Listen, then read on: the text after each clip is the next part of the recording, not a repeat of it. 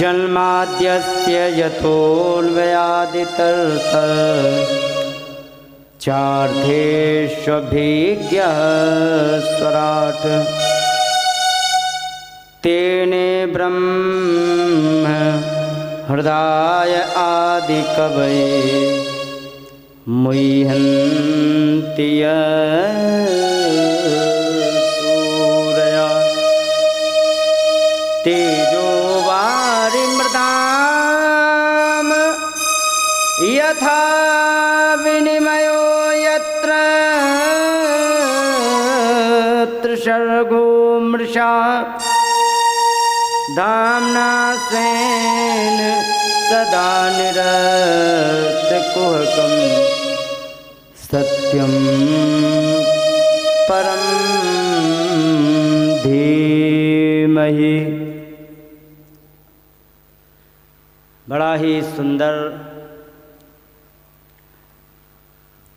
श्रीमद् भागवत का मंगलाचरण का श्लोक है। यहाँ पर ऐसे परमात्मा का स्तवन किया गया है जो सत्य है। सत्यम परम धीमहि। सत्य परम पुरुष परमात्मा को हम नमस्कार करते हैं। और वही जो सत्य है वही अनेकों रूप धारण करके आते हैं। कभी राम जी के रूप में, कभी कृष्ण के रूप में, कभी किसी रूप में आते हैं। वही परमात्मा है। और वे परमात्मा है कैसे, इसके विषय में बताया गया। जन्म आदि अस्य। अस्य माने संस्कृत में अस्य का मतलब इसका। इसका माने किसका? संसार का। और संसार का यदि है तो हम और आप सब संसार के ही कुछ ना कुछ तत्व हैं कि नहीं है। तो ये इस संसार का भी और हम सब का क्या है कि जन्म आदि इसी परमात्मा से ही इस संसार का जन्म, पालन और प्रलय होता है। यही परमात्मा प्रकट करता है, जन्म देता है और पालन करता है। पालन करने की प्रक्रिया बड़ी जटिल है। माता के गर्भ में जिस समय बच्चा होता है, ठीक है, तो उसका नाल जो होता है वो किसी से अंदर जा कर के वो उसमें अंदर जुड़ा होता है गर्भाशय में, ठीक है। और मुंह से कुछ खा नहीं सकता है, ठीक है। क्यों नहीं खा सकता है? क्योंकि वो एक लिक्विड में, तरल पानी के अंदर, और वो भी एक मेम्ब्रेन के अंदर पानी, उसके अंदर बच्चा, उसके अंदर वो पल रहा होता है। खा तो सकता नहीं। और जिस समय बच्चा जन्म लेता है तो वो सूसू 1 नंबर 2 नंबर भी करता है जन्म लेते ही। तो ये बताओ वो भोजन कहाँ से आया? नाल तो जुड़ी है गर्भाशय से, वहाँ से भोजन कैसे गया? तो ये विज्ञान की थ्योरी आजकल मेडिकल साइंस वाले भी नहीं सुलझा पाए हैं। क्यों नहीं सुलझा पाए? क्योंकि हमारी जहाँ से सोच समाप्त होती है वहाँ से उस परमात्मा की सोच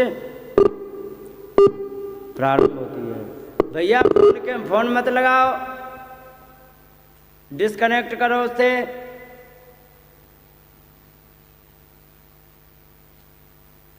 पहले तो उसे डिस्कनेक्ट किया जाए। और disconnected यतोऽन्वयादि इतरतः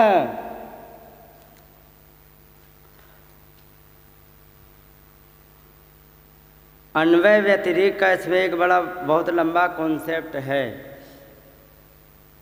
माने जो संसार में है उसमें परमात्मा है, और जिसमें परमात्मा नहीं है उस संसार में कुछ है ही नहीं। प्रत्येक कण कण में परमात्मा विद्यमान है।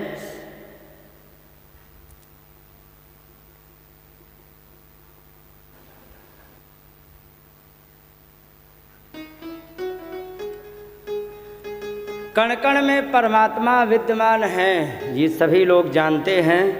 और अर्थेषु पदार्थों में अभिज्ञः स्वराट, वह चमकता है। और तेने ब्रह्म हृदय आदि कवये, जिन आदि कवि जिनको ब्रह्मा जी कहा जाता है। सबसे पहले कवि माने रचयिता होता है, ठीक है। कवि माने केवल कविताएं लिखने वाला नहीं होता, कवि माने रचयिता होता है। और रचना किसी भी चीज़ की, चाहे संसार की हो चाहे किसी भी चीज़ की, तो उसे आदि कवि सबसे पहले रचयिता कौन है? ब्रह्मा जी।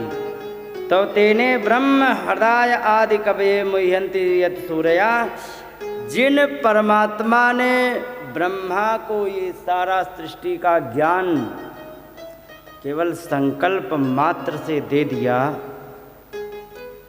और वो ज्ञान जिस पर मुह्यन्ति यत् सूरया, बड़े बड़े विद्वान मोहित हो जाते। अभी जो बताया था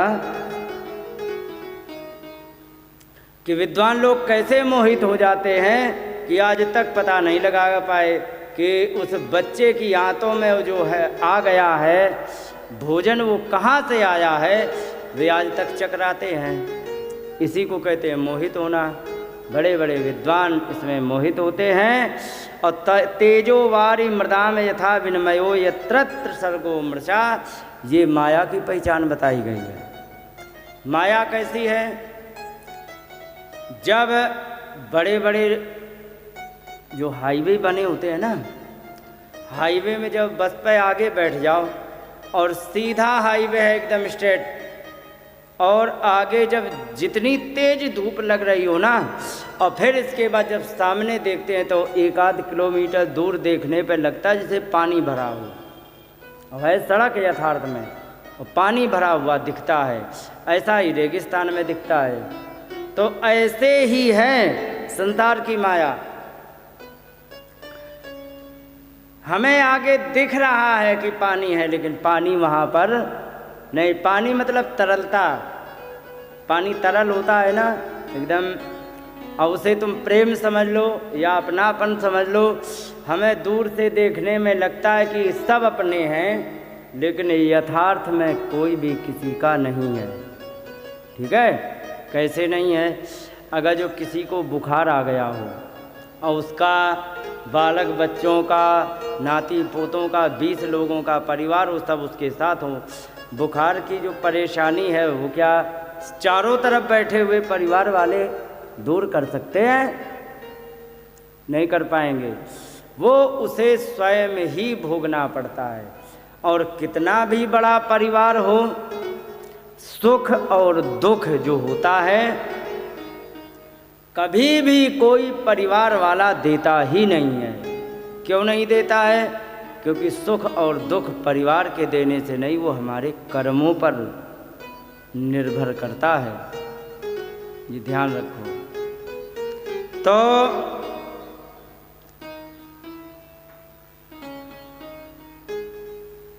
जैसे हमें दूर से पानी दिखता है और जब वहाँ उसी जगह पहुँच जाते तब पता लगता है यहाँ पानी नहीं, यहाँ तो सड़क है, यहाँ तो एकदम बंजर पड़ा हुआ है, या फिर रेगिस्तान में यहाँ तो रेत ही रेत है।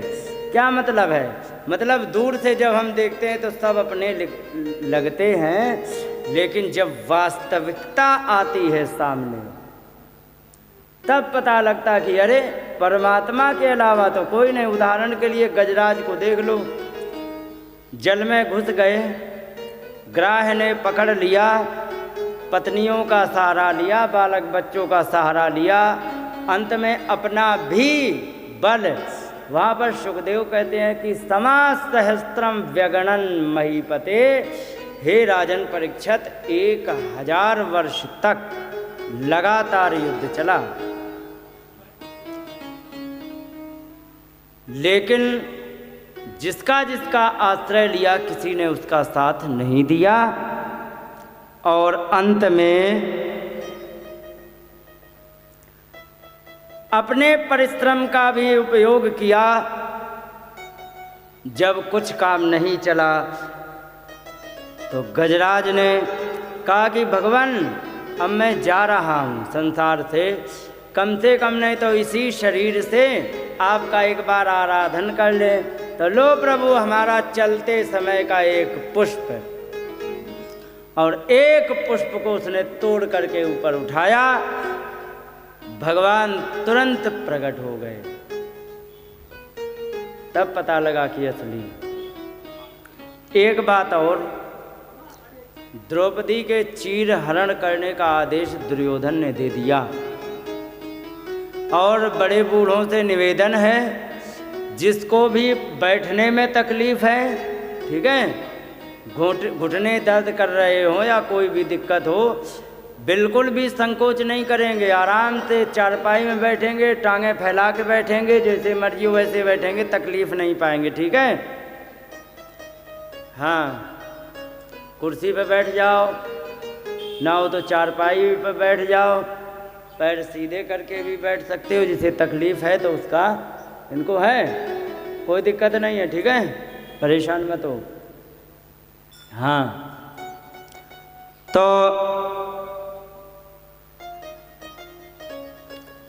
द्रौपदी ने सुना कि ये हमारे लिए सबसे बड़े लाज की बात है, मुझे तो मर जाना चाहिए। लेकिन जब आदेश दे दिया तो सबका आश्रय लिया। सबसे पहले पतियों की तरफ देखा, वे सिर नीचे किए, आशा समाप्त। एक तरफ देखा कि गुरुदेव बैठे हुए हैं, कृपाचार्य द्रोणाचार्य, उनकी तरफ देखा, वे भी हताश निराश बैठे हुए हैं। इसके बाद सबसे बाहुबली भीष्म पितामह की तरफ देखा तो वो भी हताश बैठे हुए हैं, और राजा की तरफ देखा तो उन्हें तो वैसे नहीं दिखता था। जब किसी का आश्रय लेने पर आश्रय नहीं मिला, तब पता लगा कि इस समय जो हमारी रक्षा कर सकता है कोई, तो केवल परमात्मा कर सकता है, बस। तो यही बात यहाँ कही गई है। माया इसी प्रकार की है, दूर से देखने में सब अपने लगते हैं, और जब आवश्यकता होती है तभी आपका किनारा करके जाते हैं। और कोई भी तुमसे प्रेम नहीं करता, ध्यान रखो, ठीक है। हाँ, प्रेम तुमसे कोई नहीं करता। अच्छा एक बात बताओ, जैसे कि 95 साल का बूढ़ा व्यक्ति हो और बिल्कुल पके पपीते की तरह लटका हो, कभी भी हवा चले और टपक जाए, अब वो 1 महीने से बीमार चल रहा हो, ठीक है, तो वहाँ पर जो भी आएंगे रिश्तेदार, अड़ोसी पड़ोसी, बालक बच्चे, नाती पोते जो भी हैं, आ करके क्या प्रार्थना करेंगे कि हे भगवान अब इन्हें तुम ठीक कर दो, या कहेंगे हे भगवान अब तुम इन्हें, क्या कहेंगे, क्या विचार है कि हे भगवान अब तुम इन्हें, क्यों कहेंगे हैं?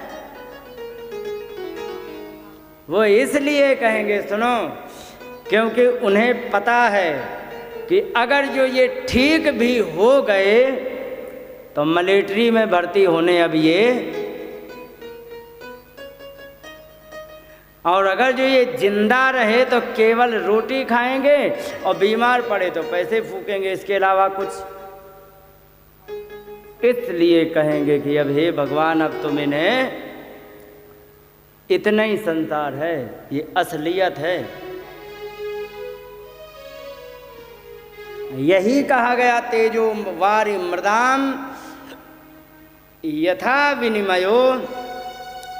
तेज में वारी, तेज माने प्रकाश में, वारी माने जल, कहाँ, मृदाम माने मिट्टी में, रेगिस्तान में। लेकिन का यत्रत्य सर्गो मिसा, यद्यपि वो तीनों काल में झूठा है पानी, वहाँ पानी नहीं है, बिल्कुल झूठा है, लेकिन वहाँ पानी दिखाई पड़ता है। और जिसकी कृपा से, जिसकी कृपा कर देने से तेजो धामना स्वेन सदा निरस्त कुहकम सत्यम परम धीमहि। और जिनके कृपा कर देने से, धामना का मतलब होता है प्रकाश, या धामना का मतलब होता है ज्ञान। जिनके ज्ञान हो जाने के कारण, जिनकी कृपा से ज्ञान हो जाने के कारण इस सारा का सारा माया का नाटक समाप्त हो जाता है। ऐसे परमात्मा को सत्यम परम धीमहि। बोलिए गोविंद भगवान की जय। और यहाँ पर धर्मा प्रोजित कैतवोत्र परमो निर्मत्सराणाम सताम वेद्यम वास्तवमत्र वस्तु शिवदम तापत्रयोन्मूलनम सत्यो हृदवरुद्धते त्रिकृतवीशोषभितक्षणात्। श्रीमद्भागवते महामुनिकृते किं वा परैरीश्वर सद्यो हृदवरुद्धते त्रिकृतभी शुश्रूषभितक्षणात्।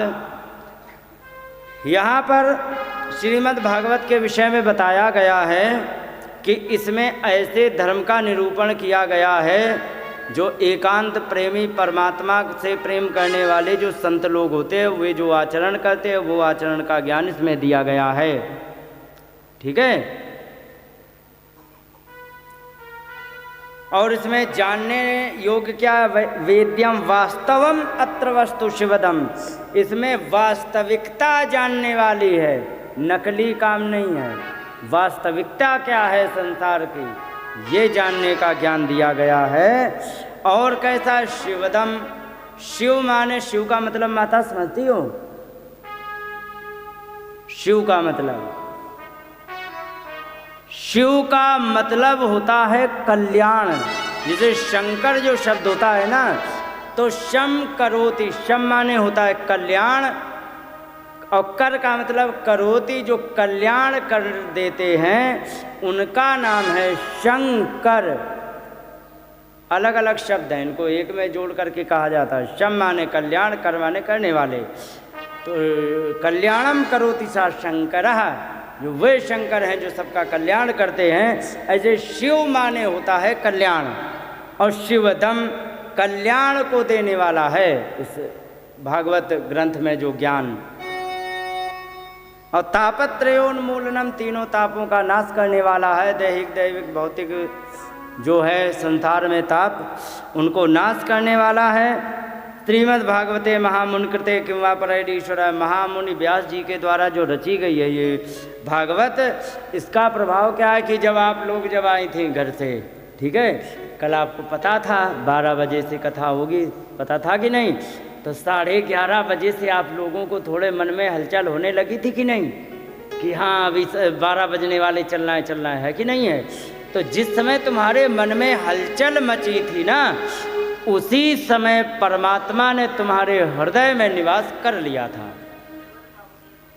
और ये मैं नहीं कह रहा हूँ, इसमें लिखा है सद्या हृदय अवरुद्धते, शीघ्र हृदय में विराजमान हो जाते हैं। कृतभी किसके, कई शुश्रूष भी, शुश्रूषा कहते हैं सुनने वाली जिसकी इच्छा है सुनने वाले की, उसको कहते हैं शुश्रूषा। जब हमारे सुनने की इच्छा जिज्ञासा जागृत होती, उसी समय परमात्मा हमारे हृदय में विराजमान हो जाते हैं। ये है। इसके बाद यहाँ पर भागवत के विषय में एक और श्लोक, ज़्यादा समय लेते हुए नहीं, समय की गति बनाते हुए 4 सवा 4 बजे विश्राम तक करेंगे हम। तो भागवत में एक और बढ़िया सुंदर दिया गया है, निगम कल्पतरोर्गलितम फलम शुकमुखादमृत द्रव संयुतम पिबत भागवतम रसमालयम मुहुरहो रस का भुवि भाव का। निगम माने वेद से का, जो एक वेद मान लो एक वृक्ष है, ठीक है। अच्छा, वृक्ष का स्वाद लिया जाता है या फल का? केले के पत्ते में स्वाद आता है या पका हुआ केला खाने में? केला खाने में, पत्तों में नहीं आता। तो ये वृक्ष जो है पूरा का पूरा ये वेद है। समझना बड़ा कठिन, क्यों? वैदिक व्याकरण पढ़नी पड़ती है, इसमें तो लौकिक पढ़नी पड़ती, सरल है। वैदिक व्याकरण और इससे कठिन है, उसको पढ़नी पड़ती तब वेद का अर्थ लगता है। इसको भी पढ़ने के लिए व्याकरण लगानी पड़ती है, तब इसको समझ सकते क्या लिखा है, क्या कहना चाहते। तो वेद एक वृक्ष है, उसका पका हुआ फल है। अच्छा, स्वाद जो होता है पके फल में है कि कच्चे में? पके में।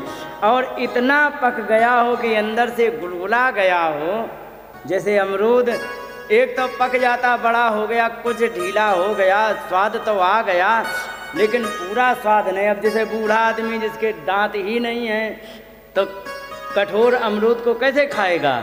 भले ही पक गया है। अब अगर जो वही कुछ पीला पड़ गया और ढीला हो गया तो नहीं कुछ कर पाएगा, तो वो एकदम खींचेगा तो सारा रस तो अंदर भर ही लेगा, भर लेगा कि नहीं? तो कह रहे ये भागवत बिल्कुल पका हुआ फल है। कैसा पका? कहीं गला हुआ, गलितम फलम कहा है, एकदम गला हुआ फल है। हर व्यक्ति इसका आनंद ले सकता। बूढ़े आदमी को आम दे दो, पहले वो दबाएगा, दबाने के बाद उसको ढीला करेगा, लगा के मुंह में दबाएगा तो अंदर तक वो आहा हा, कितना वैकुंठ इतनी दूर रह जाता है जिस समय खा लेता है। तो वही वाला ये फल है। और जो कि है कैसा? सुख मुखात अमृत द्रव संयुतम। एक बात और बता दे, तोते की एक विशेषता है, आप लोगों ने अनुभव किया, आपने तो हो सकता किया हो बचपन में। नए नए बच्चों को तो पता ही नहीं है, आजकल पता नहीं कौन से वीडियो गेम में लगे रहते, तो क्या जाने ये। हमें तुम्हें पता है कैसे कि तोता अगर जो किसी फल को काट दे उसको खाए, बड़ा मीठा लगता था। अब इसके पीछे कारण हमें किसी को नहीं पता है। क्या उसी फल में चोंच मारता है जो वास्तव में मीठा है, उसको तोता पहचानता है, या फिर किसी भी फल में चोंच मारते वो मीठा हो ही जाएगा? कुछ पता नहीं, लेकिन ये गारंटी है कि वो मीठा तो सबने अनुभव किया होगा। तुमने किया? अच्छा, अरे वाह, एक्सीलेंट। तो ये ऐसा फल है कि इसमें सुखदेव भगवान की चोंच लग चुकी है, तो तुम गारंटी ही ले लो कि ये मीठा ही है। ठीक है? या चोंच मारने से मीठा हुआ, या पहले से ही मीठा था, उसमें ऐसे में ही चोंच मारता जो मीठा हो, ये वो जाने। लेकिन हमें इतना परिणाम, आउटपुट इतना मिलता है कि जिसमें चोंच मारी हो मीठा मिलेगा। तो इसमें चोंच सुखदेव भगवान की लग गई, तो ये जान लीजिए कि ये मीठा है। और इसको पिबत भागवतम रसमालयम, इस भागवत के रस को पियो। कब तक पियो? कई आलयम, जब तक लय नहीं हो जाता। लय मतलब एकदम हमारी समाप्ति नहीं जब तक हो जाती है शरीर की, तब तक इस रस को पिबत, इसको पीते रहो और मुँह रहो, निरंतर पियो। ये नहीं है कि आज का दिन था, आज की तारीख थी और तुमने गए 10 मिनट के लिए सुन लिया, आज की ड्यूटी पूरी निकल लिए। नहीं, का निरंतर सुनो। मुँह माने निरंतर, अहो माने प्रत्येक दिन, और रस का भूव भाव का। अरे इस पृथ्वी के रसिक लोग आ करके इस भागवत का पान करो, संसार के सारे काम जीवन भर बने रहेंगे। कोई भी एक दिन ऐसा आप मुझे बता दो कि हाँ आज मुझे काम से फुर्सत है, बताओ। संडे को छुट्टी है तुम्हारी? किसी भी दिन नहीं है। लेकिन जिस समय वृंदावन जाते हो ना, तो समय निकाल के ही जाना पड़ता है। ऐसा तो नहीं कि अरे आज कुछ नहीं है चलो निकल लेते, ऐसा तो नहीं है। समय निकालना पड़ता है। चलो इसको हम बाद में कर लेंगे। हाँ, समय सेटिंग भले ही कर लें कि हमें अगर जैसे छोड़ के चले जाएं तो बिगड़ेगा नहीं। जैसे बाजरा पका हुआ खड़ा है, तुम जा सकती हो, क्यों? तब तक तो उसको चिड़ियाँ खा जाएंगी। लेकिन हाँ, यदि बाजरा बड़ा हो रहा है, उसमें दाने पड़ेंगे, पकने में लगेगा 15 दिन, तब आप जाएंगे, ये समय सेट कर सकते। लेकिन आप कहो कि हमारे पास आज बिल्कुल काम नहीं तो हम चले, तो ऐसा जीवन में, हमारी तुम्हारी बात छोड़ो, चींटी के जीवन में ऐसा कोई दिन नहीं आता, उसको भी दाने आने ढो ढा के लाने पड़ते कहीं से। आइए माता,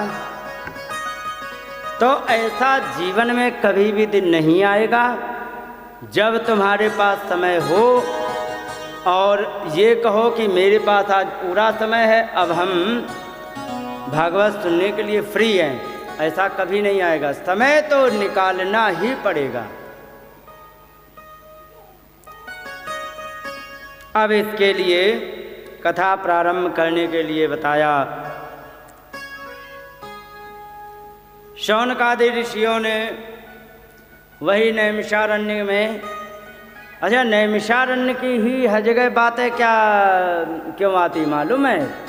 क्योंकि 1000 साल का यज्ञ था, ठीक है, 1000 साल तक यज्ञ चलता और तब तक उन्हें करना क्या है,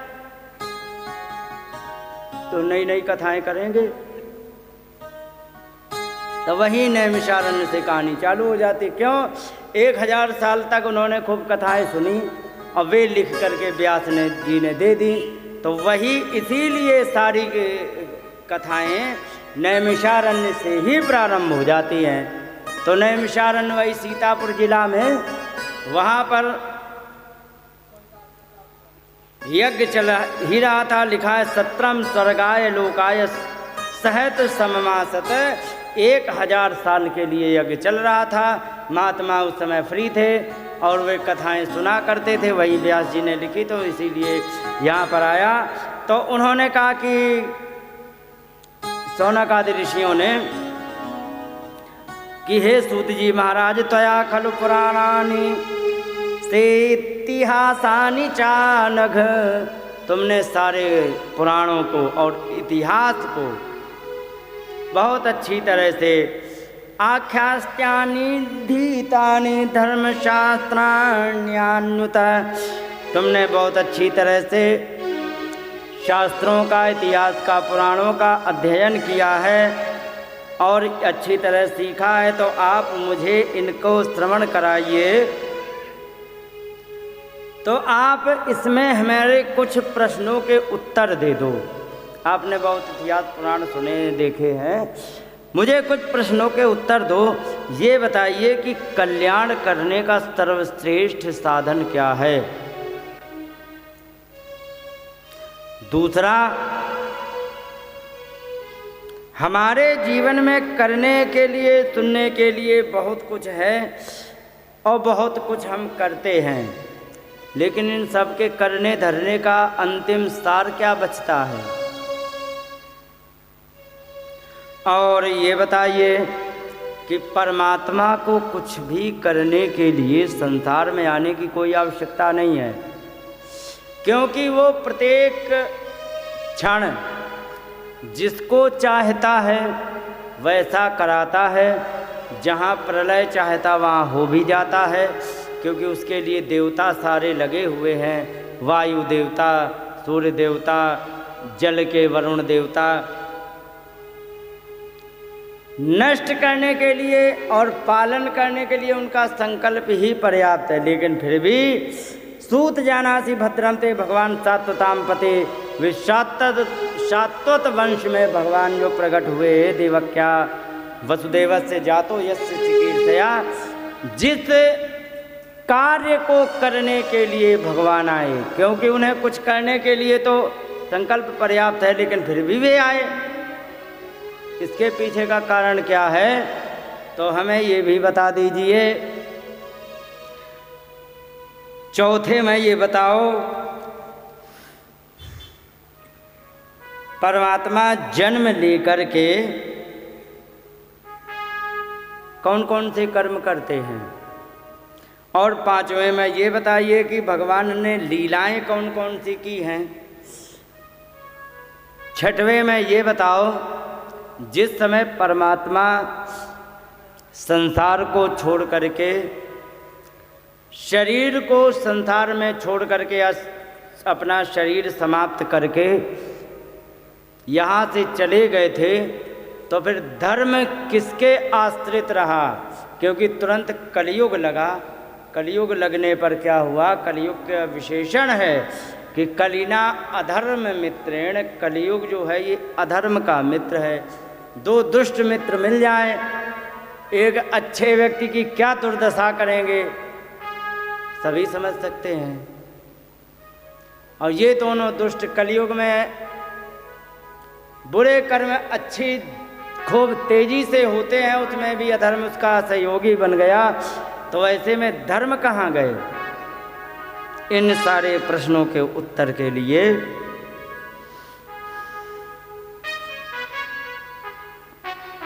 आगे यहीं से भागवत प्रारंभ होती है और इसी के उत्तर में ही भागवत प्रारंभ हो जाती है। यहाँ पर सबको पुनः प्रणाम किया गया। नारायणम नमस्कृत्य नरम चैव नरोत्तमं देवीं सरस्वतीं व्यासं ततो जयमुदीरयेत्। नारायण को भी नमस्कार किया, सरस्वती जी को नमस्कार किया, व्यास जी को नमस्कार किया, सबको। अंत में कहा गया कि मुनयः साधु पृष्ठोहम भवद्भिर्लोक मंगलम। हे मुनियों, आप लोगों ने बड़ा ही सुंदर प्रश्न किया है।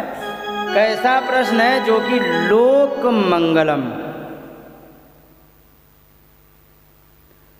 लोक माने संसार का मंगल करने वाला तुम्हारा प्रश्न है। आपने बहुत अच्छा प्रश्न किया है। यत् कृतः संप्रश्नो ये अनात्मा संप्रसीदति। आपके इन्हीं प्रश्नों से उत्तर देने में, सुनने में बड़ी ही आत्मा को प्रसन्नता मिलती है। भगवान की चर्चा करो या अपने मुंह से करो या फिर अपने मतलब श्रवण करो किसी के द्वारा, तो आनंद तो मिलता ही है। यही बात उन्होंने कहा कि आपने जो प्रश्न किया है, और आपने सबसे पहला प्रश्न किया है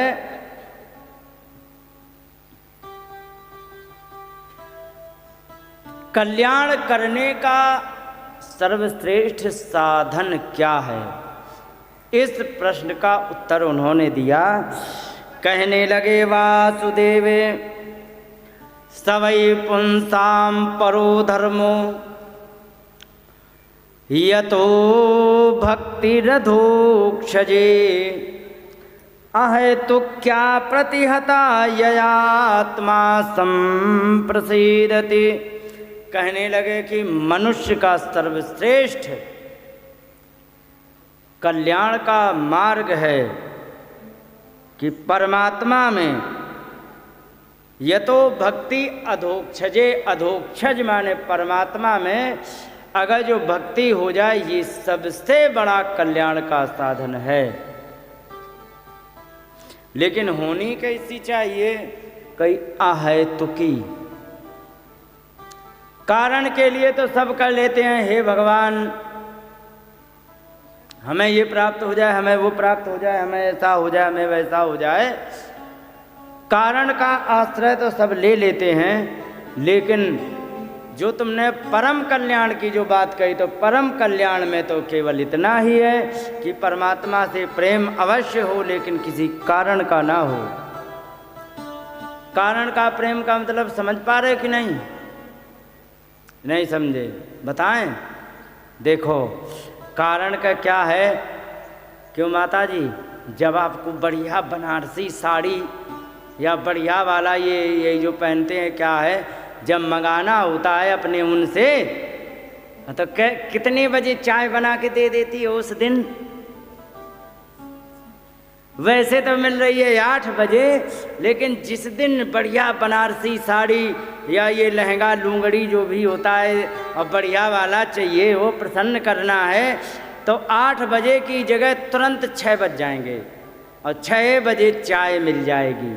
और यदि गर्मी है पानी भर के रख दिया जाएगा, ठंडी है पानी गर्म करके रख दिया जाएगा, बड़ी सेवा होगी, समय पर भोजन हो जाएगा कि नहीं? हाँ। और जिस दिन से तुम्हारा काम बन गया, साड़ी खरीद ली, फिर अगले दिन से वही 8 बजे से उसकी चाय तो वो जो सेवा चल रही थी वो वास्तविक प्रेम था या कारणवश? लेकिन अगर जो यही बिना कारण से यदि इतना ही प्रेम हो जाए, वो होता है असली भक्ति। और अप्रतिहता, एक तो आहे तो क्या अप्रतिहता, दो शब्द आए बड़े काम के।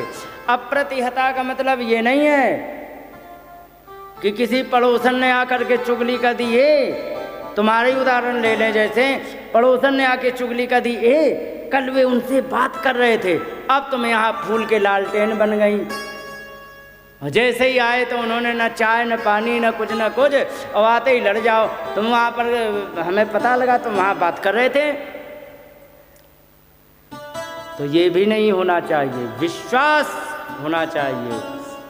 और एक बात और बता दें, बिना विश्वास के भक्ति होती भी नहीं है।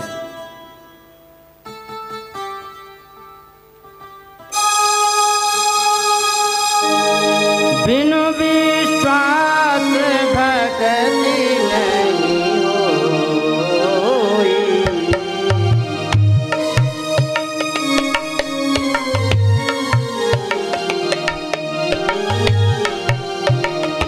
बिनु विश्वास भक्ति नहीं होई।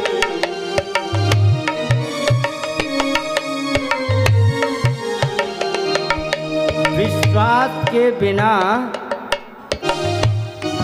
कभी भी भक्ति नहीं हो सकती है, क्योंकि अगर जो तुम्हें विश्वास नहीं है तो आप एक जगह मन को ठहरा नहीं सकते हो। माता जी याद करो गीता का 4था अध्याय, आखिरी के 1-2 श्लोक कहने लगे, अज्ञश्चाश्रद्धानश्च है संशय आत्मा विनश्यति, नायम लोका न परो न सुखम संशयात्मनः। अज्ञानी को, और अश्रद्धानः जिसको विश्वास ना हो, और एक और है कौन, कई संशयात्मा। संशयात्मा का मतलब जिसका मन ठहर ही ना पा रहा हो कि हम तुम पे विश्वास करें कि तुम पे करें, हम किस पे विश्वास करें, और जिसका मन दोनों तरफ डोल रहा हो उसे कहते संशय आत्मा। तो ऐसा व्यक्ति जो होता है तो कहीं क्या होता है परिणाम, कहीं विनश्यति। और फिर कहीं क्या होता है कि ना यम लोका, ना तो ये लोग उसे मिलने वाला, ना परो ना तो परलोक मिलने वाला, और ना इस संसार में सुखम, उसे सुख भी नहीं मिलने वाला है। किसे? संशयात्मना, जो संदेह करता है। तो कि ये सारा सब कुछ किसे मिलेगा? तब बताया है वहाँ पर, कितनी सुंदर बात। उसके पहले का श्लोक है ये, हालांकि उसको मैंने उल्टा क्रम कर दिया, पहले वाला बाद में, बाद वाला पहले में। उसमें बताया है कि श्रद्धावान लभते ज्ञानम, आया है यत् परः संयतेन्द्रिया। श्रद्धावान व्यक्ति होता है वो ज्ञान को प्राप्त करता है और इंद्रियों को नियंत्रित कर लेता है। और फिर कहीं क्या होता है कि ज्ञानम लब्ध्वा, ज्ञान प्राप्त कर लेता है। फिर कहीं क्या होता है कि पराम शांति, बड़ी अच्छी शांति को अचिरेण अधिगच्छ। अचिरेण का मतलब समझती हो? अचिरेण का मतलब जस्ट नाउ, तत्क्षण, बिल्कुल शीघ्र ही बड़ी अच्छी शांति को वो प्राप्त करता है। अचिरेणाधिगच्छति, बड़ी शीघ्र ही वो शांति को प्राप्त कर लेता है। तो ऐसा हो अप्रतिहता, संदेह वाली भक्ति नहीं होना चाहिए। बड़ा बढ़िया कॉन्सेप्ट समझाया भगवान ने अर्जुन को, बड़ा सुंदर प्रवचन है। और इसके बाद कहा है वासुदेवे भगवती भक्ति योग प्रयोजिता, जनयत्यासु वैराग्यम ज्ञानम च यद हेतुकम। भगवान में भक्ति योग उत्पन्न हो जाने पर बड़े ही शीघ्र आपको वैराग्य उत्पन्न हो जाएगा। क्यों वैराग्य उत्पन्न हो जाएगा? संसार की असलियत पोल पट्टी खुल जाती है, संसार की पोल पट्टी खुल जाएगी। आपको एक बार बताओ, सच बताना, जब तुम्हें पता लग जाए कि ये कुत्ता इस गली में है, ये काटता है, उस गली में जाओगे? नहीं जाएंगे ना। और ना ही उस कुत्ते को रोटी खिलाएंगे, क्यों? काटता है, उसे भगाने का ही प्रयास करेंगे। संसार ऐसे ही है, हमारा बेड़ा गर्क करने के लिए ही लगा होता है। बस इसको जीवन में अच्छी तरह से समझने की आवश्यकता, अच्छी तरह से जीने। अच्छा एक बात और बता दे, संसार में जो जैसे अब कह दे कि संसार यदि सब बेड़ा गर्क करता है तो हम क्यों ब्याह करते हैं, क्यों ये करते कि वो, ये इसलिए करने पड़ते हैं क्योंकि हमारा जीवन में ये भी एक जिम्मेदारी होती। क्यों होती है? क्योंकि भगवान को संसार चलाना, सब बाबा जी बन गए, आगे की सृष्टि कहाँ से आएगी? आगे भी भक्त लोग चाहिए ना। लेकिन हाँ, उसके बाद भी हमें कैसे करना है? तो हमारे बालक बच्चे हैं, नाती पोते हैं, इनको हमारी स्वयं की जिम्मेदारी समझ के इनका पालन कर दो। इनसे अपेक्षा मत रखो कि हम आज इनकी सेवा करें तो कल ये हमारी सेवा, ना, अपेक्षा मत करो। हमारी जिम्मेदारी इनको पालन कर देना, हमारी जिम्मेदारी इनको पढ़ा देना। बाकी हमें सुख देंगे या दुख देंगे वो हमारे कर्मों पर निर्भर है। आपको कभी भी दुखी नहीं होना पड़ेगा। और ऐसे बालक बच्चे छोड़ के भी चले जाएँ तो कोई दिक्कत नहीं। बहुत बढ़िया, बहुत बढ़िया, एक्सीलेंट, बैठा वहीं। और भी दो चार कुछ जाना, कोई दे, पंखा का है ऊपर? अरे वाह, बहुत बढ़िया। हाँ, बैठो आराम से। तो यही बात कहा गया यहाँ पर। और इसके बाद कहा गया, धर्मा सुनिष्ठिता पुंसम विश्वक से नु कथा सुयः नोत्पादयेत यदि रतिम त्रम एव हि केवलम। कहने लगे कि धर्म के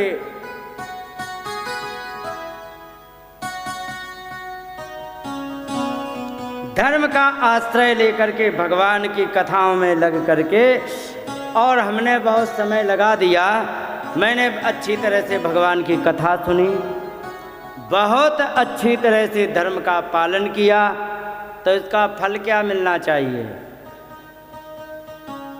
हमारे कोठी बन जाए, बंगला बन जाए, ये हो जाए, कार आ जाए, तो उसका फल बताया गया है कि अगर जो तुमने इतना सब किया और परमात्मा से यदि तुमने प्रेम नहीं कर पाए तो गई क्या है?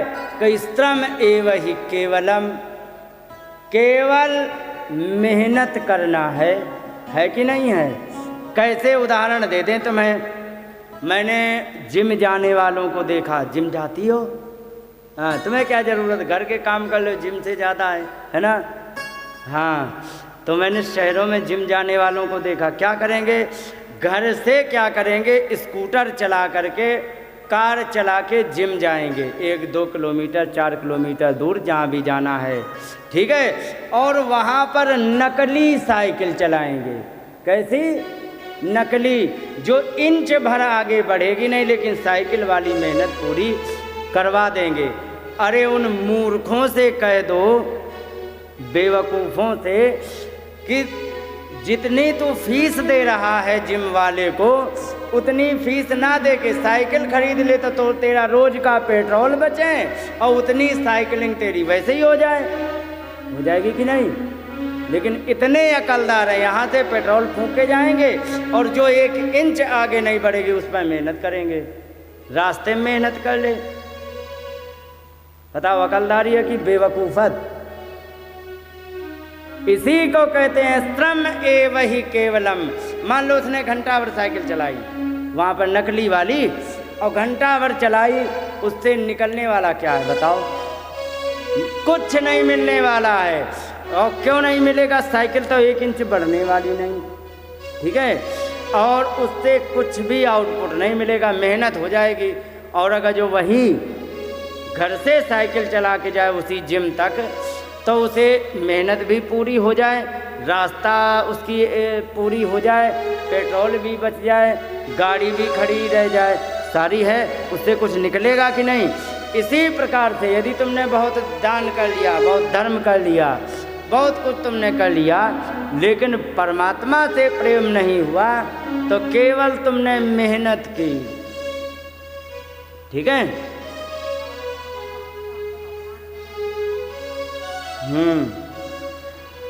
तो कहा न उत्पादयेत यदि रतिम, यदि परमात्मा के चरणों में तुम्हें प्रेम ना उत्पन्न हो पाए तो श्रम एवं ही केवलम, केवल तुमने मेहनत की बस। तो उन्होंने कहा एक बात बताओ, धर्म करने का फिर परिणाम क्या निकला। मान लो हम धर्म किए, मान लो भगवान से भी प्रेम है, तो तुमने धर्म किया, तो धर्म का परिणाम क्या है। तब कहा है यहाँ पर धर्मस्य अपवर्गस्य नार्थोर्थायोपकल्पते, धर्म का उपयोग केवल अपवर्ग माने मोक्ष प्राप्ति होना चाहिए, ना कि धर्म के सहारे अपनी दुकान लगाना। दुकान कैसी, आप लोगों, आपको मैं बहुत ऐसा उदाहरण दे जो आज आप लोग देख रहे। एक समय वो था कि कुछ बाबा जी थे, उनके करोड़ों की संख्या में उनके फॉलोवर्स थे, उनके अनुयायी थे कि नहीं, ज़्यादा नहीं, 2013 की बात बता रहा हूँ। करोड़ों की संख्या में लोगों के अनुयायी थे। क्यों थे मालूम है? हमारे पीछे क्यों नहीं है। हम जिसके घर में जाते उसके 4 लोग होते थे, 2 हमसे का सीधे मुंह बात ही ना करें। हम उन 2 को नहीं प्रसन्न कर पाते, करोड़ों कहाँ से कर पाएंगे, होता है कि नहीं। लेकिन फिर भी उनके करोड़ों फॉलोवर्स कैसे हो गए, अनुयायी कैसे हो गए, उनके करोड़ों हो गए, केवल उसके जीवन में धर्म किया था उन्होंने, ठीक है। क्योंकि धर्म ही एक ऐसा है कि आपको बुद्धि, धर्म ऐसा है वही धन देता है, धर्म ऐसा है जो अच्छा कुल देता है, धर्म ही ऐसा होता है जो हमें रंग रूप प्रदान करता है, और धर्म ही एक ऐसा होता है जो हमारे जीवन में प्रेम देता है। प्रेम भी बहुत पुण्य से मिलता है, ध्यान रखो। प्रेम का मतलब तुम्हें बता दें, एक क्या है कि अगर जो किसी से तुम मजाक कर दो, जैसे कि हमने कमलेश भैया से कह देते हैं, ठीक है, अब वे मुस्कुरा के और चले जाते क्योंकि जानते हैं, ठीक है। लेकिन किसी से कह दो तो नाराज हो जाता। क्यों हो जाता? क्योंकि उसके अंदर वो चिकनाई नहीं है, प्रेम नहीं है, तो उस चीज़ को समझता नहीं, और जो वो समझेगा नहीं तुरंत नाराज हो जाएगा। तो ये जो प्रेम है कि दूसरा हमसे प्रेम से कह रहा, इसको समझना भी जो होता है, ये क्षमता भी तुम्हारे धर्म से ही आती है। दया भाव ये भी धर्म से आता, तो धर्म से सब कुछ प्राप्त होता है, ठीक है। तो उनके जो फॉलोवर्स थे ना, वो भी धर्म के ही कारण आए थे, ध्यान रखो, ऐसे नहीं आ गए थे। लेकिन उन्होंने क्या किया, अपने उस धर्म को पैसे में कन्वर्ट किया। अच्छा एक बात बता, जो जाएगा पाँव पड़ेगा कि नहीं उनके, और 10 रुपये चढ़ाएगा, करेगा कि नहीं। और जो करोड़ों की संख्या में जब ऐसा ही करेंगे, कुछ न कुछ अंश लेके जाते हैं, ठीक है। और धीरे धीरे अंश ले करके वे चले गए, तो वे हो गए खाली, क्योंकि धर्म तो उन्होंने लुटा दिया। पाँव पड़वाने में, 10 रुपये इकट्ठे करने में धर्म तो लुटा दिया। और जैसे ही धर्म से शून्य हुए, सब के सब जेल में पड़े हैं। पड़े कि नहीं? क्यों पड़े हैं? केवल इसीलिए पड़े हैं क्योंकि उनके जीवन से धर्म समाप्त हो गया। तो धर्म का उपयोग क्या है? तो कही कि धर्मस्य अपवर्गस्य, धर्म यदि है तुम्हें तो अपवर्ग के लिए करो। अगर जो वे थोड़ा सा प्रयास और करते, भगवान का स्मरण कर लेते, तुरंत मोक्ष मिल जाता। लेकिन उन्होंने नार्थोर्थायोपकल्पते, अर्थ माने धन के लिए उन्होंने उस धर्म का उपयोग कर लिया, और यही मिसयूज होता है धर्म का, ठीक है। और जब अपने धर्म का उपयोग धन के लिए करने लग जाएं, जान लीजिए कि हमने अपने जीवन में घाटे की सौदा कर ली। तो अच्छा एक बात बताओ, फिर धन क्यों कमाएं? अगर मान लो कि आपने धर्म किया मोक्ष के लिए, तो धन की भी आवश्यकता, ये क्यों कमाएं? है बात कि नहीं? तो सुखदेव भगवान ने किसी को निरर्थक, ये सूत जी ने, सुखदेव जो जी तो आए भी नहीं, सूत जी ने किसी भी बात को निरर्थक नहीं कहा, सबकी आवश्यकता है। तो नार्थस्य धर्म एकांतस्य काम हो लाभाय हि स्मृतः। और धर्म अर्थ जो होता है वो केवल अपनी आवश्यकताओं की पूर्ति के लिए, उपयोग करने के लिए धर्म अवश्य कमाए, ठीक है, ये बताया है। और इसके बाद कहा गया कि कामस्य नेन्द्रिय प्रीति लाभो जीवेत यावता जीवस्य तत्व जिज्ञासानार्थ यश्चेह कर्म भी। कहने लगे कि कामनाएं कितनी होनी चाहिए, ठीक है। अच्छा एक बात बताओ, आप सब लोग बताओ सोच के, सब लोग जवाब देंगे, ठीक है। अच्छा ये बताओ, जीवन आवश्यकताओं की पूर्ति से अच्छा चलता है या इच्छाओं की पूर्ति से? बताओ। इनका वोट आवश्यकता की तरफ, तुम्हारा है आवश्यकता, तुम्हारा विपक्ष में, इनका कोई मतलब नहीं। कहने का अर्थ ये है, सुनो, आवश्यकता की पूर्ति के लिए जब हम अपना कोई उपक्रम करते हैं तो बड़ी शांति मिलती है। एक बात बताओ, मान लो कहीं जा रहे हो, परदेश में हो, वृंदावन गए, ठीक है, अब तुम्हें लगी भयंकर भूख, ठीक है, तो भूख में तुम्हें 4 रोटी और 1 दोना सब्जी मिल जाए आलू की, पेट भर जाएगा कि नहीं? आगे गए, आगे कोई टोकरी में भगोने में भर के पूड़ी और सब्जी बांट रहा था, तुमने ले करके वहीं खाया, पानी पिया, निकल लिए। आवश्यकता तुम्हारी पूर्ति हो गई।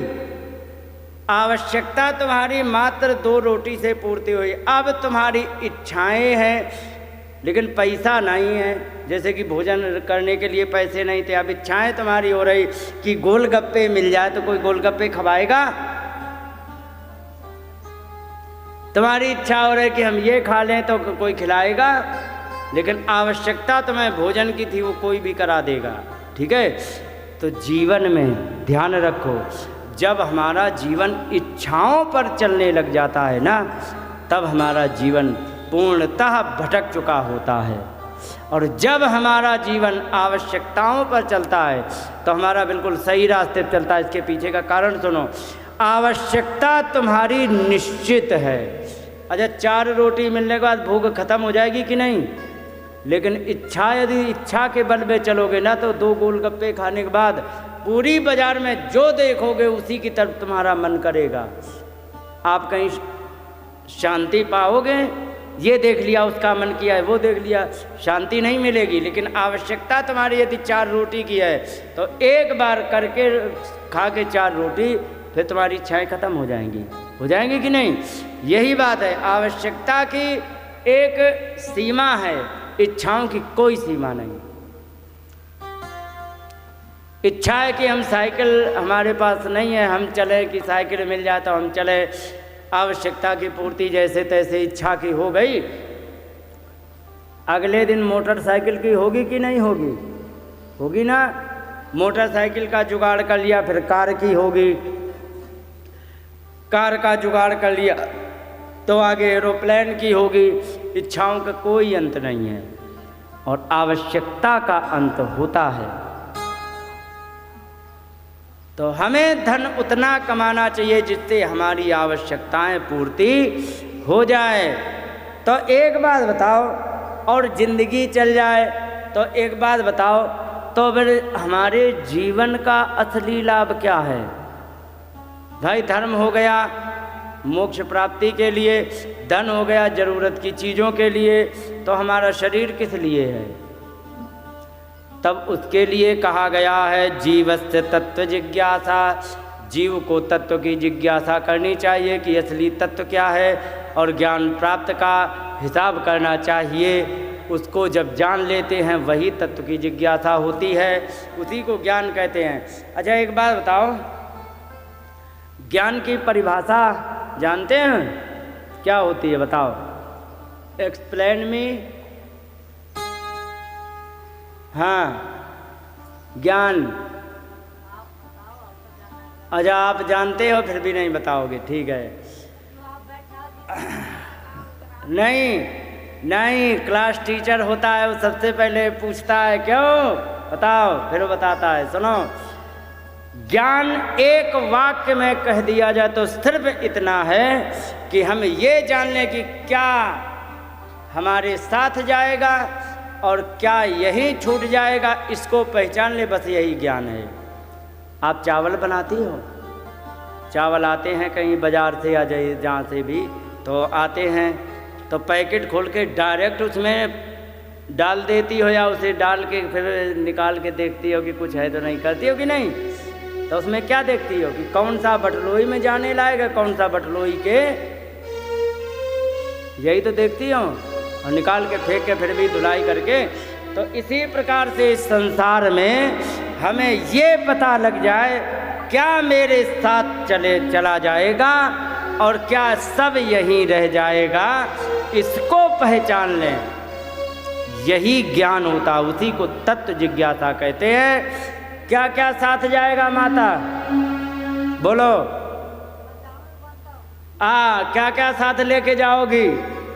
घर, बिछुआ नहीं, कान वाले वे 2-2 तोला वाले सोने के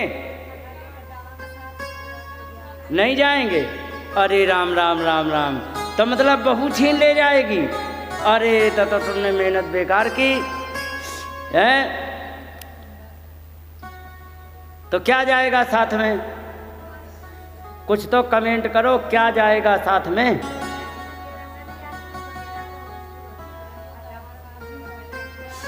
एक्सीलेंट, तुमने सही जवाब दिया है। सुनो, कहते हैं कि धनानि भूमौ, धन कहाँ रह जाएगा? भूमि में। आजकल भूमि में कहाँ, पहले खुद के गाड़ के रखते थे, आजकल बैंक में रह जाएगा। तो उसी को मान लो कि धनानि भूमौ पशवश्च गोष्ठे, जितने भी तुम्हारी 10 भैंस हैं, 11 गाय हैं, ये है वो है, सब तुम्हारे गौशाला के अंदर बंद रह जाएंगी, ठीक है। और पत्नी गृह द्वार, पत्नी घर के दरवाजे तक, और जन श्मशाने,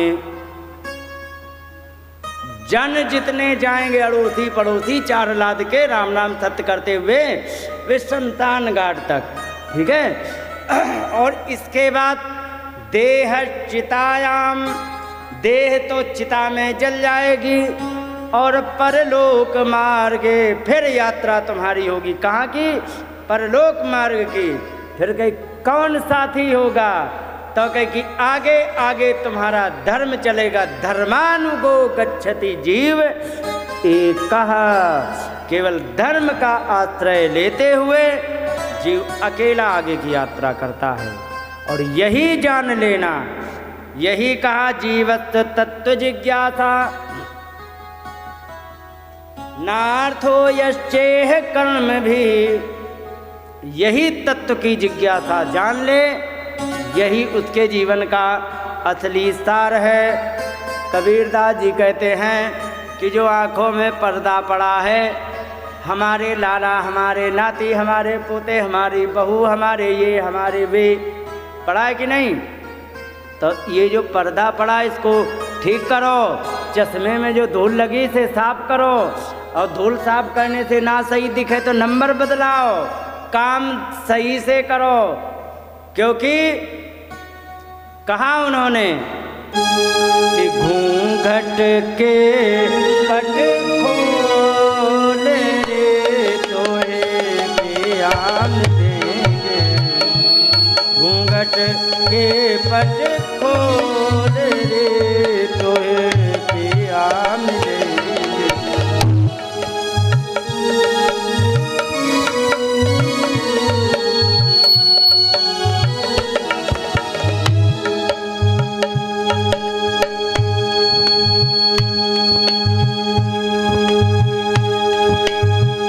घट घट रमता राम रमैया, घट घट रमता राम रमैया, राम रमैया, राम रमैया, घट घट रमता राम रमैया।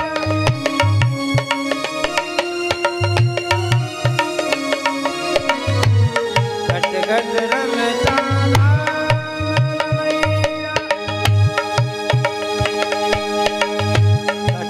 वचन मत बोले तोय पिया मिलेंगे, घूंघट के मत खोले तोय पिया मिलेंगे, घूंघट के।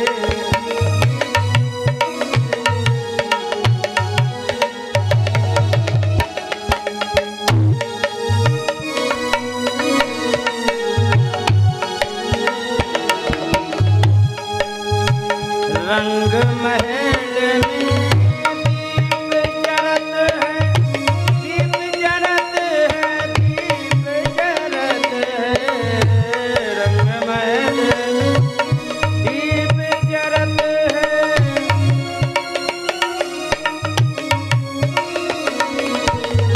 रंग महल में दीप जरत है। आसन से मत डोल रे तोय पिया मिलेंगे, घूंघट के पट खोल रे तोय पिया मिलेंगे, घूंघट के पट खोल रे तोय पिया मिलेंगे।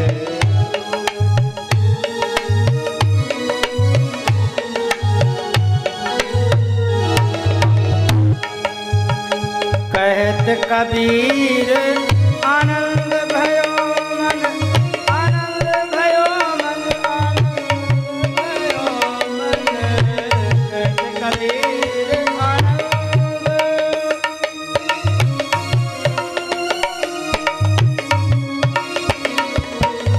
कहत कबीर आनंद भयो।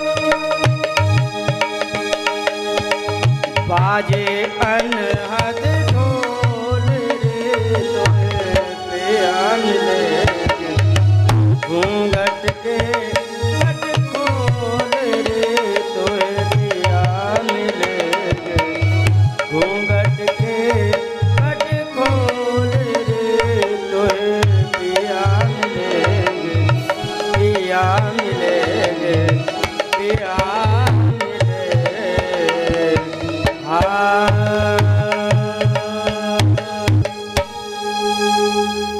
यहाँ पर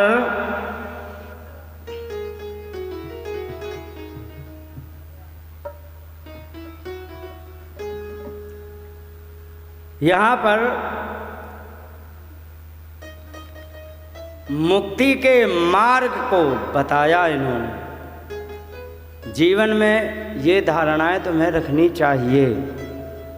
और इसके बाद कहा बहुत समझाने के बाद अतापुंबे द्विजय श्रेष्ठ वर्णाश्रम विभागसा अनुष्ठितस्य धर्मस्य संसिद्धि हरितोषणम। मनुष्य के द्वारा अनेकों धर्म कर्म करने से केवल एक लक्ष्य होना चाहिए कि क्या कहीं हरितोषणम, भगवान प्रसन्न हो जाएं। भगवान प्रसन्न हो गए, तुम्हारा काम बन गया। और अंत में एक बात और बता दें, माता जी तुम्हें हम इतनी गहराई से क्यों बता रहे, क्योंकि तुम इनका अध्ययन स्वाध्याय करते ताकि समझ सको। जो गुरुजनों ने हमें बताया है तो उससे हमें पता लगा ये शब्द इतना कीमती है। वही मैं चाह रहा हूँ कि जो गुरुजी ने हमें बताया वो हम तुम्हें गुरुजी की बात आप तक पहुँचाएँ। एक शब्द आता है कि इसलिए एक शब्द ऐसा हिंदी में होता है जो बहुत मुख्य जगह पर लगाया जाता है। जैसे कि आप कहीं आजकल पत्र का लेन देन ख़त्म हो गया है, पहले पत्र चलता था। पत्र लिखने का तरीका क्या था पत्र में लिखा जाता था, आदरणीय भैया जी, आदरणीय भाभी जी, सादर चरण स्पर्श प्रणाम जो भी है। और इसके बाद कहते थे कि हमारे घर में राजी खुशी है, हमें आशा है कि आपके घर में बहुत राजी खुशी होगी, बालक बच्चे सब अच्छे होंगे। और सारी राजी खुशी लिखने के बाद अंत में कह देते हैं कि आप जयपुर से इस महीने की इस तारीख को आ रहे हो, वहाँ पर एक मॉल में बढ़िया सा लहंगा मिलता है, आप वहाँ से लहंगा खरीद के लेके आ जाओ, ठीक है। अतः आपसे निवेदन है, जिस समय आप वहाँ से आएंगे तो वहाँ पर एक लहंगा खरीद के लेके चले आना और आपका पेमेंट यहाँ पर दे दिया जाएगा।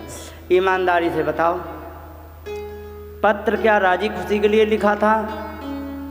भैया भाभी को प्रणाम करने के लिए लिखा था, बालक बच्चों की राजी खुशी के लिए, या अपनी राजी खुशी? किस लिए लिखा गया था? लहंगा खरीदने के लिए। लक्ष्य क्या था? लहंगा खरीदना। तो लक्ष्य तो लहंगा खरीदना ही था, लेकिन जो ऊपर की जो बातें थी केवल उसकी फॉर्मेलिटी थी। तो उसी प्रकार से जैसे अतः शब्द लगा दिया जाता, अतः आपसे निवेदन है, तो वही अतः शब्द का यहाँ संस्कृत में आता है तस्मात् शब्द। बार बार अर्जुन से कह रहे तस्मात् त्वम उत्तिष्ठ और यशो लभस्व। तस्मात् इसलिए तुम खड़े हो जाओ और यश को प्राप्त करो। इनको मार तो मैंने ही डाला है, तुम्हें तो यश प्राप्त करना है। तस्मात् शब्द आया है ना, तो तस्मात् का मतलब ये है कि इस समय भगवान कंक्लूजन पर पहुंच चुके हैं, असली बात पर पहुंच गए जो वो बताना चाहते। तो यहाँ पर का तस्मात् एकेन मनसा भगवान सात्वतां पतिः श्रोतव्या कीर्तितव्यश्च ध्येयश्च पूज्यश्च नित्यदा। कहाँ गए? इसलिए सुन लो, तस्मात् माने इसलिए, अंतिम कंक्लूजन ये पहुँचा कि एकेन मनसा, एक मन से होकर। अच्छा, मन तो एक ही होता है कि तुम्हारे पास दो चार हैं? तुम्हारे पास 10-20 मन है कि एक? मन सबके एक है। तो एकेन मनसा का मतलब क्या है? एकेन मनसा का मतलब ये है कि मन तो एक ही है, वो एक दिशा में लगा रहे। अच्छा एक बात बताओ माता जी, जिस समय चावल बनाती हो ना, तो चावल चढ़ा देती हो, दाल चढ़ा देती हो चूल्हे पर, और फिर इसके बाद अपना दूसरे काम करने लग जाते हो, कहीं कुछ। तो सच बताना, उसी काम में ही ध्यान रहता कि दाल की तरफ भी मन जाता कि देख ले लग तो नहीं रही है, पकी है कि नहीं, होता है कि नहीं। जिस समय हम पूजा करते हैं, भजन करते हैं, जाप करते हैं, सच बताना मन जाप में ही लगा होता है, या कभी कभी बहू के पास भी चला जाता है, या पोते के पास भी चला जाता है, जाता कि नहीं। तो वो जो पोते की तरफ मन जा रहा है, वो उसने मन ने अपना डायरेक्शन चेंज कर दिया है। उस डायरेक्शन को एक रखो, उसे कहते एकेन मनसा।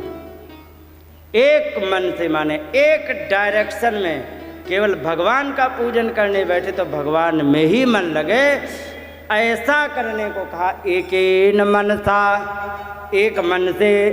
भगवान सात्वतां पति, वो सात्वत वंश के श्री कृष्ण भगवान हैं, उनके क्या करना है कि श्रोतव्य, उनकी कथाएं सुनो, और कीर्तितव्य, उनका कीर्तन करो, और ध्येय ध्यान करो, और पूज्यश्च नित्यदा, नित्य पूजन करो, ये बताया है। इसलिए आपको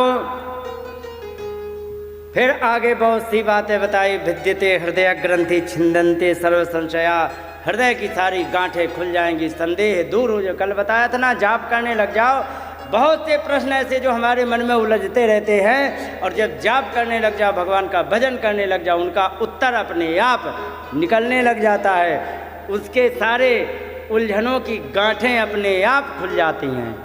ये तब अनुभव होगा जब आप मंत्र जाप का आश्रय लेंगे। और ये अनुभव प्रत्यक्ष होता है। अब इसको तो वही है,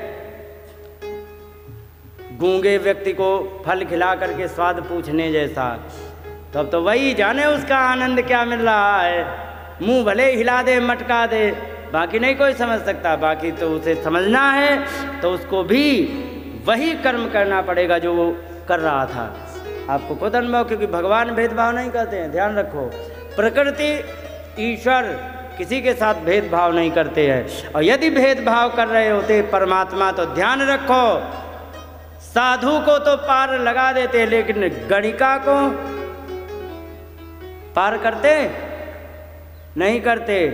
क्योंकि सबके यहाँ भेदभाव हो, नेपोटिज्म सब जगह हो सकता है, भगवान के यहाँ बिल्कुल नहीं है। वहाँ पर गणिका ने जीवन भर अपने शरीर देह व्यापार में लगा दिया, और एक दिन उसके मन में आया कि अरे देखो हमारी मूर्खता, हम तुच्छ। और उसकी कंडीशन वहाँ पर लिखी है, 11वें स्कंद में आया। कंडीशन क्या थी कि वो अपना शाम को जैसे ही सूरज ढल जाए अपना बढ़िया सा हाई क्लास का मेकअप करके और वो जाके बैठ जाए दरवाजे पर कि कोई कस्टमर आएगा उसको पटाएंगे, अंदर ले आएंगे, पैसे लेंगे और राधे राधे करेंगे।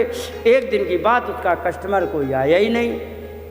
तो बहुत देर प्रतीक्षा की, बहुत देर प्रतीक्षा की, कोई नहीं आया। जब तब उसने सोचा हटा भाड़ में जाए, अब हम आराम करेंगे। अब आराम करने गई तो वहाँ और नहीं चैन की, हाय राम राम, कोई तब तक कस्टमर आके लौट ना जाए, आगे वाली पकड़ लेगी, हम तो वैसे ही रह जाएंगे। फिर वो चली गई बाहर।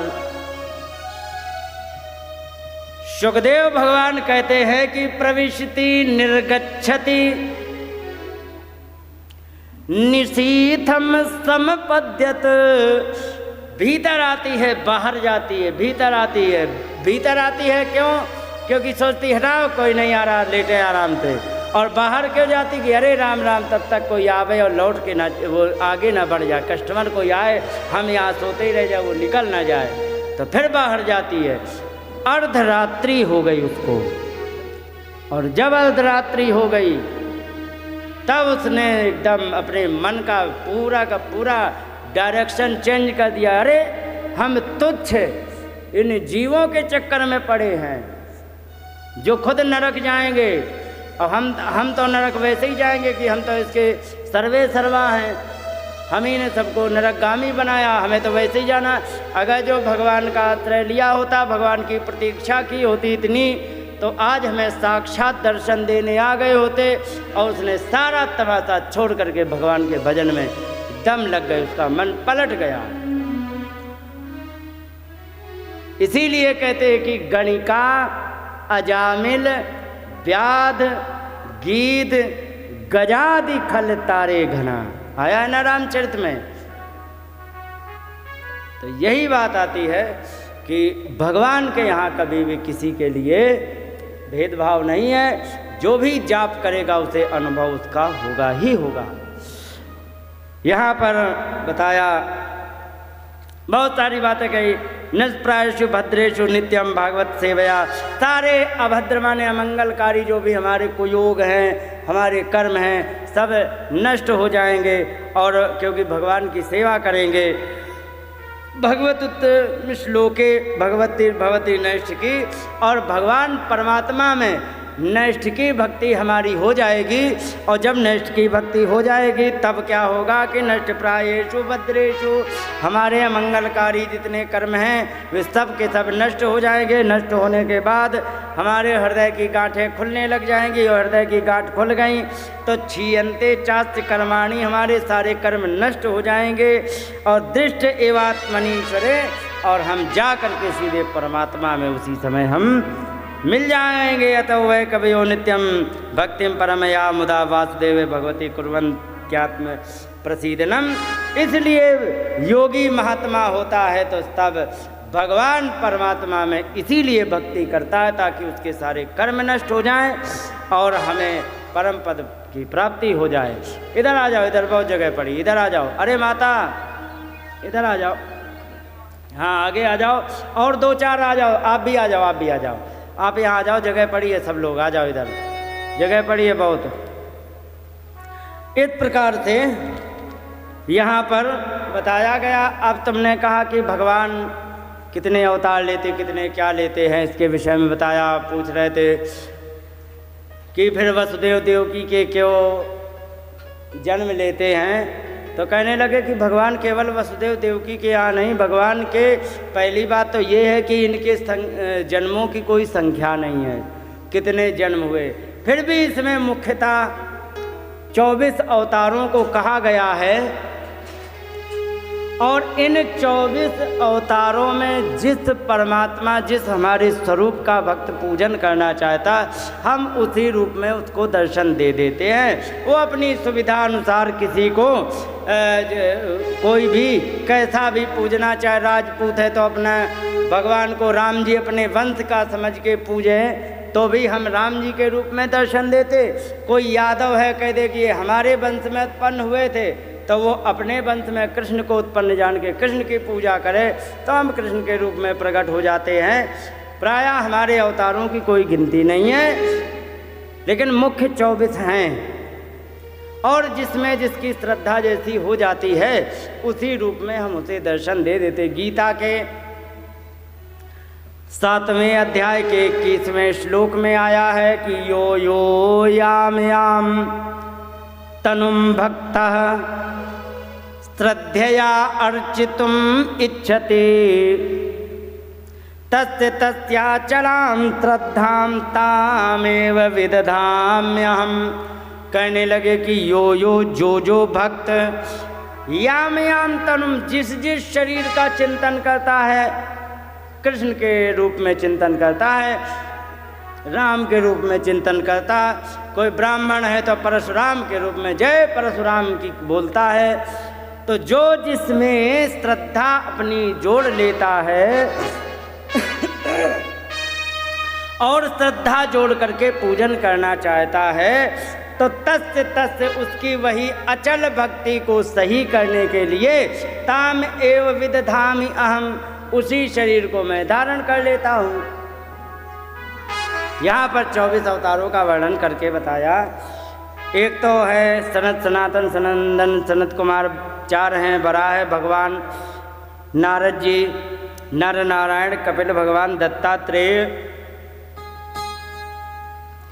यज्ञ भगवान ऋषभदेव महाराज, पृथु महाराज, मत्स्य रूप में कच्छप अवतार, धन्वंतरी अवतार, मोहिनी अवतार, नृसिंह अवतार, वामन अवतार, परशुराम अवतार, व्यास अवतार, राम अवतार, और राम कृष्ण माने बलराम और कृष्ण में, और कच्छप अवतार, बुद्ध अवतार, कल्की अवतार, और 2 और हैं, एक हयग्रीव अवतार, एक हरि अवतार, जिन्होंने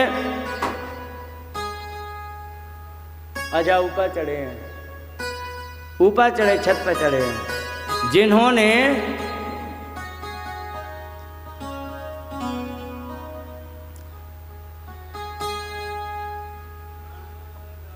गज को बचाया था।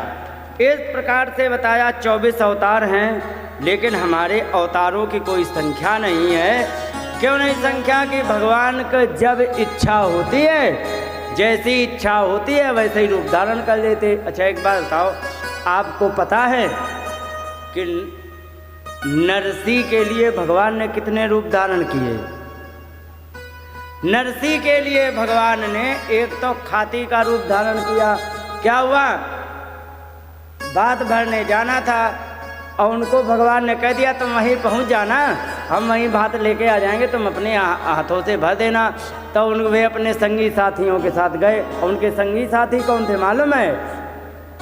16 सूरदास, हाँ, जिन्हें दिखाई ना पड़े, 16 सूरदास। और गाड़ी मांगी भैया जैसे तैसे, और गाड़ी अच्छे व्यक्ति ने तो दी नहीं कि है तोड़ ताड़ के ले आएगा तो कौन ठीक कराएगा, नहीं है जाओ भाग जाओ। तब एक ने गाड़ी दी, वो भी जैसा तैसा गरीब था, क्योंकि देखो ये है इससे काम चल जाएगा, ठीक है हम काम चला। और रास्ते में गए गाड़ी टूट गई। अब हाथ जोड़ा, हे भगवान, मांगे कि गाड़ी वो भी टूट गई, अब क्या करेंगे, कहाँ से हर्जाना देंगे? कोई होता सुधार देता। भगवान आ गए खाती का रूप बना के, अब पूरी गाड़ी की रिपेयरिंग की उन्होंने। छोड़ो, पहुँच गए, भात भी भरा, फिर एक बार की बात, एक बार महात्मा आ गए और उनको हुंडी जमा करनी थी। हुंडी जमा करना आप समझते हैं? नहीं जानते? आप जानते हो? नए नए लोग नहीं जानते हुंडी। जैसे आप बैंक में पैसे जमा कर देते, ठीक है, बैंक में पैसे जमा करके यहाँ तो आपने जाके बैंक में पैसे जमा कर दिए और जयपुर में लगाया एटीएम, तुरंत पैसे निकाल लिए। निकाल लेते कि नहीं? पहले ये सिस्टम चलता था, आजकल ऑनलाइन है, पहले ऑफलाइन चलता था। कैसे? पहले चलता था कि जैसे कि तुम्हारे रायपुर में कोई सेठ जी रह रहे हैं, है ना, और उनके भैया रह रहे जयपुर में, ठीक है। अब यहाँ पर क्या हुआ कि इनको तुमने उनके भैया को 1000 रुपये जमा कर दिए, क्योंकि सुनो 1000 रुपये के तुम्हें 975 रुपये मिलेंगे वहाँ जाके, इच्छा है? क्योंकि हाँ ठीक है, अब जाना है पैदल, सोच रहे कि रास्ते में जेब यदि कट गई तो 1000 के 1000 चले जाएंगे, अगर जो यहाँ जमा कर देंगे वहाँ 25 कट के कम से कम वापस मिल जाएंगे। तो वहाँ पर यहाँ इन्होंने पर्ची लिख दी, इन्होंने मुझे इतने रुपए दिए हैं, इतने रुपए काट करके इतने इनको वापस कर दो। उनके भैया के पास जाएंगे, तुरंत वो पैसे तुम्हें दे देंगे।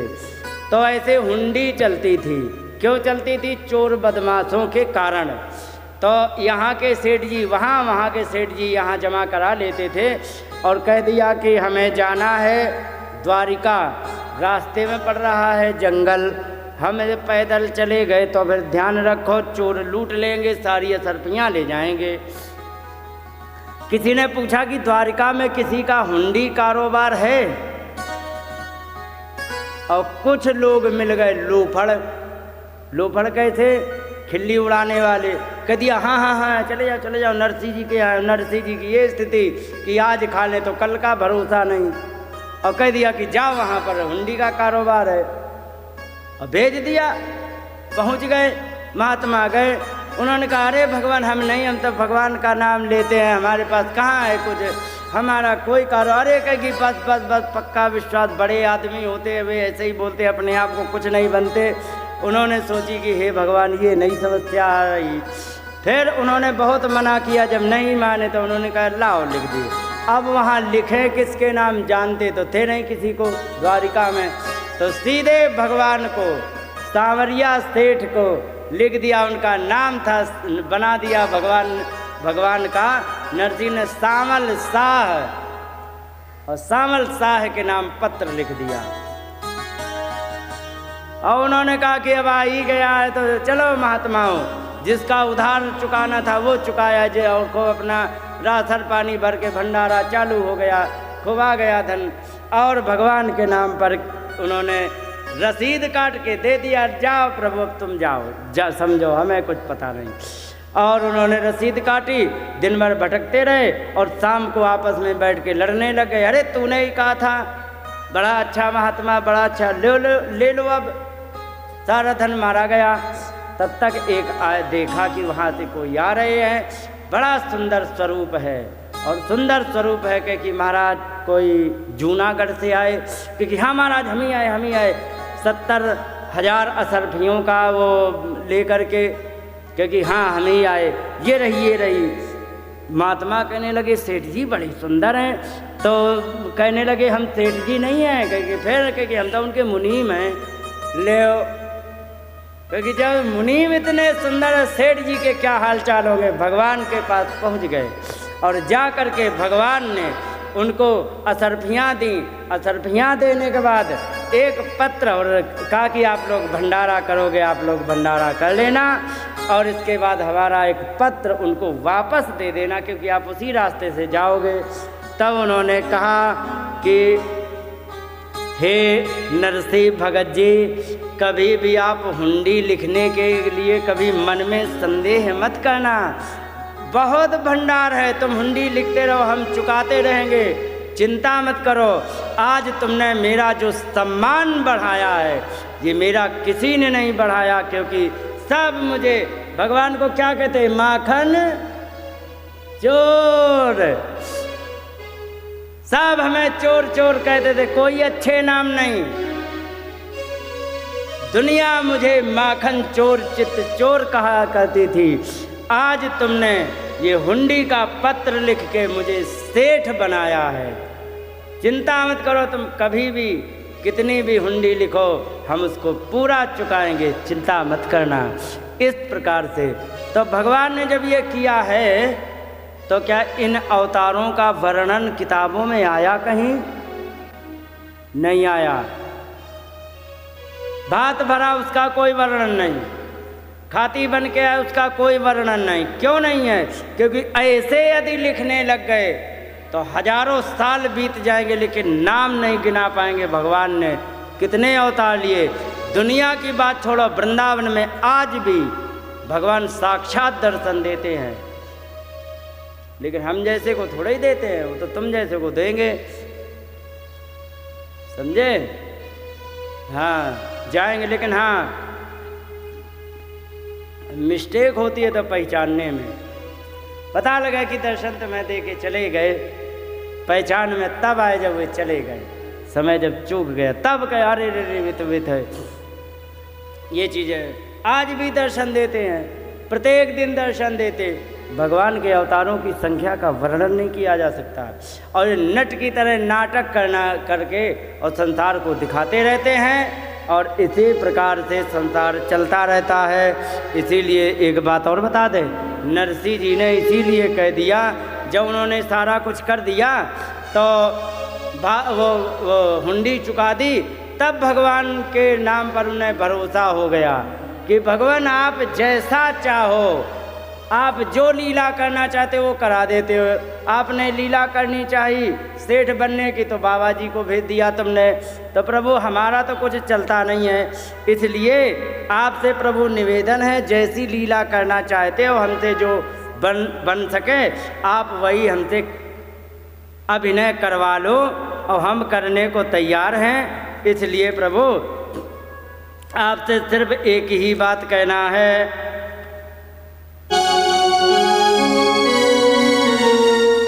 कि मारा नटवर राज, कि मारा नटवर राज थारो न जायो नाजो, मारा नटवर राज थारो न जायो नाजो।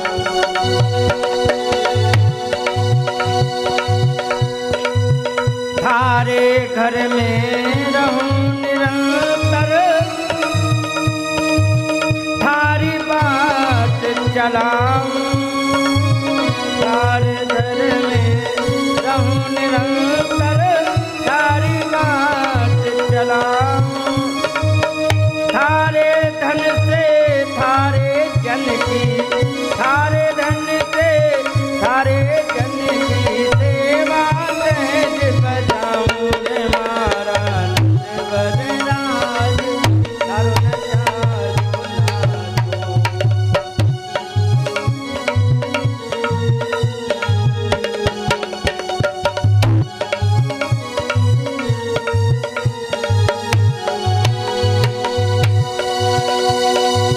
रूखा सूखा जो भी देवे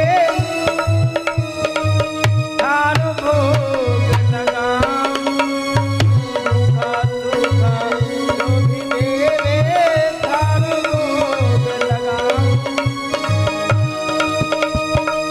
हलवा खीर अरु छाछ राबड़ी, हलवा खीर अरु छाछ राबड़ी, सबन प्रेम तो पाऊं रे मारा नटवर राज थारो न जायो नाजो, मारा नटवर राज न जायो नाजो।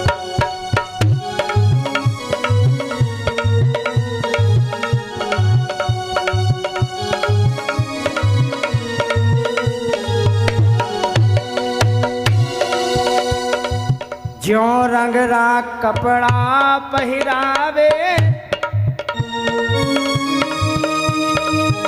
ज्यों रंगरा कपड़ा पहिरावे, वैसे सांड बना, जैसे बोल बुलावे मुख तो, जैसे बोल बुलावे मुख तो, ऐसी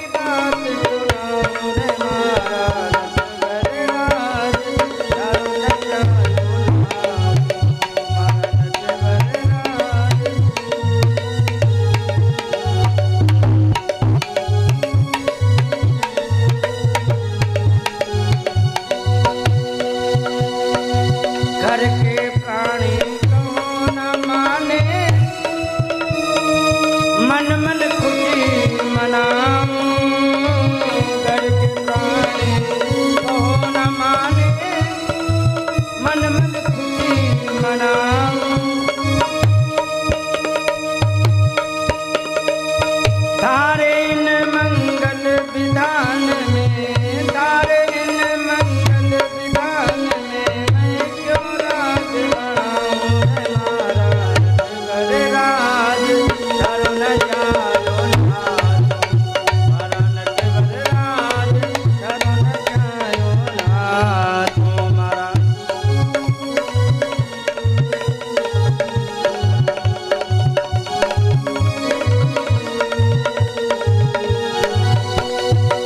जो तू ठोकर मार गिरावे, लकड़ी क्यों गिर जाऊं।